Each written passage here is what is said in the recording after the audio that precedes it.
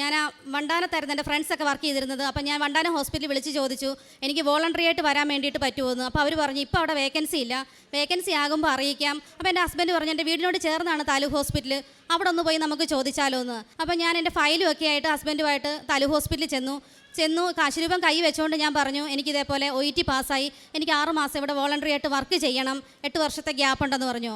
Medical superintendent just എൻ്റെ ഫയലെല്ലാം ഒന്ന് മറിച്ച് നോക്കി എന്നോട് പറഞ്ഞു തിങ്കളാഴ്ച ഈ ഫയലിനകത്തുള്ള എല്ലാ സർട്ടിഫിക്കറ്റിൻ്റെയും കോപ്പിയായിട്ട് തിങ്കളാഴ്ച രാവിലെ വന്ന് ജോയിൻ ചെയ്തോളാനെന്ന്. ഞാൻ എന്നെ വേറൊരു ഹോസ്പിറ്റലിൽ നേരത്തെ ട്യൂട്ടറായിട്ട് വർക്ക് ചെയ്തിട്ടുണ്ടായിരുന്നു. അപ്പോൾ അവിടെ സർട്ടിഫിക്കറ്റ് ചോദിക്കാൻ വേണ്ടി ഞാൻ ചെന്നു.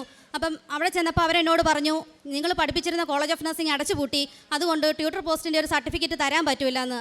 തിരിച്ച് വന്ന് 2 ദിവസം കഴിഞ്ഞ് പ്രാർത്ഥിച്ചിട്ട് വീണ്ടും ഈ കാശ് രൂപമായിട്ട് ഞാൻ അവിടെ ചെന്നു. ആ ആളുടെ ചെന്ന് ഞാൻ വീണ്ടും പറഞ്ഞു എനിക്ക് സർട്ടിഫിക്കറ്റ് വേണം, സ്റ്റാഫ് നഴ്സിൻ്റെ സർട്ടിഫിക്കറ്റ് വേണം. പുള്ളി അന്നേരം തന്നെ എൻട്രി ചെയ്തു, അന്നേരം തന്നെ പ്രിൻ്റ് ഔട്ട് എടുത്ത് എനിക്ക് സർട്ടിഫിക്കറ്റ് തന്നു.